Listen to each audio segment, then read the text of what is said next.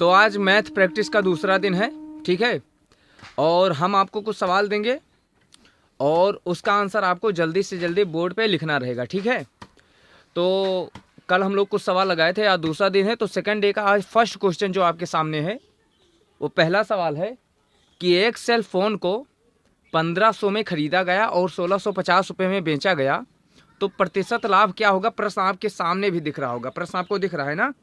तो प्रश्न क्या है कि एक सेल फोन 1500 में खरीदा गया और 1650 में बेचा गया, तो क्या बताना है, लाभ प्रतिशत। तो सबसे पहले ये बताओ कि इस पर कौन सा फार्मूला लगाओगे। अंतर गुणे 100 बटे क्रय मूल्य। क्रय मूल्य यानी कि अंतर गुणे 100 बटे क्रय मूल्य, ठीक है। तो अब इसे हमें लगाकर दिखाओ।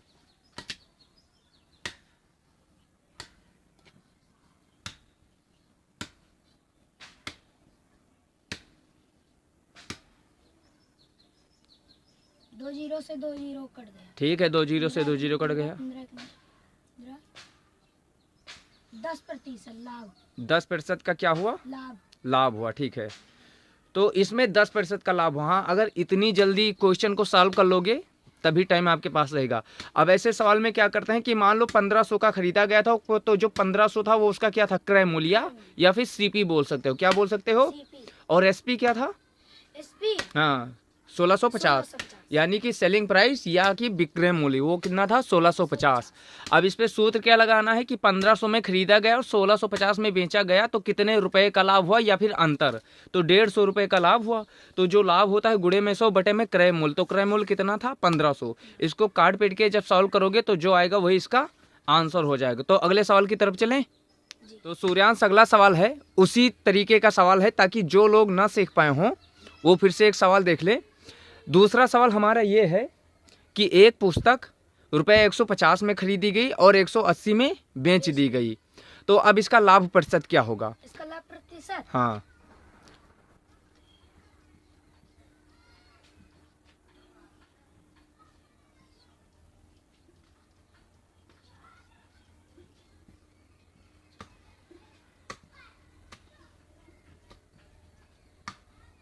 20% लाभ। 20% लाभ होगा। सवाल में क्या किए हो बताओ एक बार।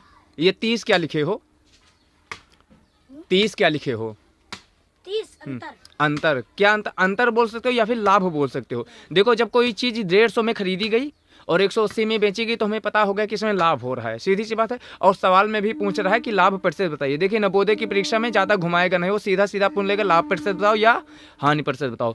तो 30 रुपये जो हमें लाभ हो रहा है, लेकिन रुपये में हो रहा है, तो इसको प्रतिशत में निकालने के लिए क्या करते हैं, गुणे में क्या लगाते हैं और बटे में क्रय मूल्य लगा देते हैं। तो सॉल्व कर लेंगे तो इसका आंसर आ जाएगा। तो अब इस तरीके के सवाल तो हमें उम्मीद है कि सबको समझ में आ गया होगा, ठीक है। तो दूसरे तरीके के सवाल की तरफ बढ़ते हैं, ठीक है। चलो ठीक है।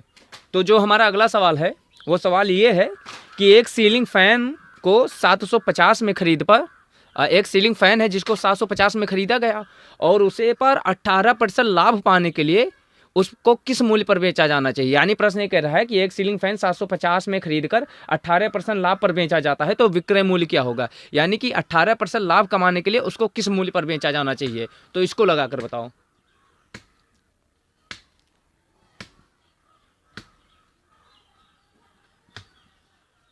सात 750 गुणे 18 बटे 100, ठीक है। एक जीरो से एक जीरो का। हाँ 5 दूना 10। हाँ 5 एक 5। और 50 25 हो जाएगा, बहुत सही। हाँ 2 एक 9 2 2 9 18। 2 9 18। अब 15 का पहाड़ा 9 बार पढ़ लोगे, 15 9 या 135। बहुत सही। तो ये 750 का 18% कितना आया, 135। 135। लेकिन अब ये लाभ निकल के आया है खाली। जी। हाँ अब क्या करोगे, 7 से 50 में इसको जोड़। हाँ 750 में इसको जोड़ना है। मैं बीच बीच में इसलिए बोलता रहता हूँ ताकि जो लोग और देखने उनको समझ में आए कि तुम कर क्या रहे हो, ठीक है। अब इसको जोड़ दो, 5 3 8, बहुत सही।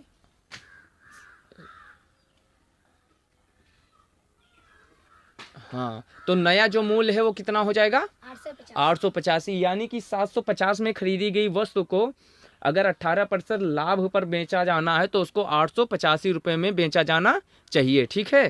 ठीक है चलो अगले प्रश्न। तो ठीक है सूर्यांश, अगला सवाल जो हमारा है वो है तो लाभ हानि का ही, लेकिन ये अपना अनुपात में है। तो सवाल आपको दिख रहा होगा, सवाल कह रहा है कि किसी वस्तु के क्रय मूल्य व विक्रय मूल्य का अनुपात 5:6 है। कितना है? 5:6 है। तो अब ये बोल रहा है कि इसका लाभ प्रतिशत बताओ, तो इसको लगा लोगे? जी। लगा के बताओ। चलो हम मान लेते हैं कि 5 क्रय मूल्य है, 5 क्रय मूल्य, ठीक है, और 6 विक्रय मूल्य है। 6, हाँ, जब अनुपात में सवाल आए तो जैसे 5:6 या 6:7 या 7:8, बस एक चीज का ध्यान रखना कि जब वो कहे पहले क्रय मूल्य बाद में विक्रय मूल्य लिखा हो, क्रय मूल्य और विक्रय मूल्य का अनुपात 5:6 हो, तो पहले क्या है? क्रय मूल्य, तो क्रय मूल्य को 5 मान लेते हैं, विक्रय मूल्य को 6 मान लेते हैं। ठीक है, बहुत सही। अब आगे लगाओ। तो जब अंतर निकालेंगे तो 1 आएगा। हाँ, 5 और 6 का अंतर 1 आएगा। 1 गुणे 100, वही सूत्र लगा दो। हाँ 5 क्रय मूल्य। हाँ, क्योंकि क्रय मूल्य हमने 5 मान लिया था। ठीक है, 5 क्रय मूल्य। हम्म 0 बचता है तो उतार लेते हैं। और जब 20 को 1 से गुणा करेंगे, हाँ, 20 को 1 से गुणा करेंगे तो 20 ही आएगा। तो 20% का यहाँ भी लाभ हो रहा है। अब अनुपात वाले सवाल में सबको यही ध्यान देना है कि जहाँ बोले, मान लो बोल देता कि 4:5 है, क्रय मूल्य और विक्रय मूल्य का अनुपात है 4:5 है, तो 4 को क्रय मूल्य मान लेते और हैं 5 को विक्रय मूल्य। अच्छा, सवाल में अगर बोल देता कि किसी वस्तु का विक्रय मूल्य और क्रय मूल्य का अनुपात है 5:6 है, तब ये इसमें हानि होता या लाभ होता? हानि हो जाता। अगर पहले विक्रय मूल्य बोल दिया कि विक्रय मूल्य और क्रय मूल्य का अनुपात 5:6 है, तो हानि हो जाता है, क्योंकि खरीदने में ज़्यादा पैसा लग रहा है और बेचने में कम पैसा मिल रहा है। ठीक है, चलो बहुत सही।